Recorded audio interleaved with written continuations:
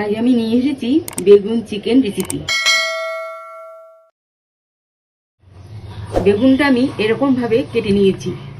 লবণ হলুদ মাখিয়ে বেগুনটা আমি ভেজে নেব।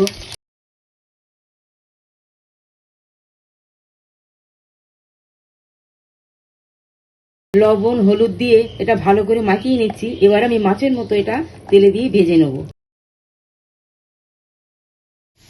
দেখুন চিকেন আর বেগুন আমি এরকম করে ভেজে নিয়েছি। দুটো তেজপাতা, রসুন, এবার পেঁয়াজ, এবার আদা বাটা।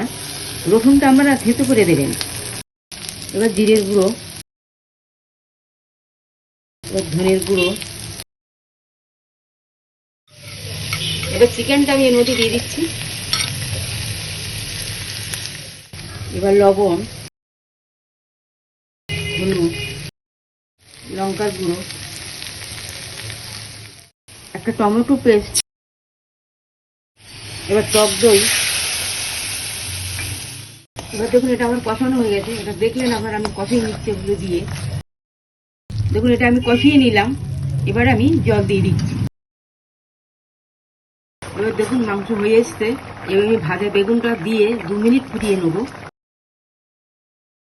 20 মিনিট আমার হয়ে গেছে। এবার ঢাকনাটা নামিয়ে নিচ্ছি। এবার গরম মশলা দিয়ে এটা আমি নামিয়ে নেব।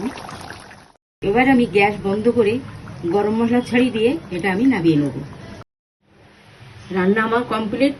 আমার চ্যানেল যদি আপনাদের ভালো লাগে শেয়ার করুন, লাইক করুন এবং সাবস্ক্রাইব করুন।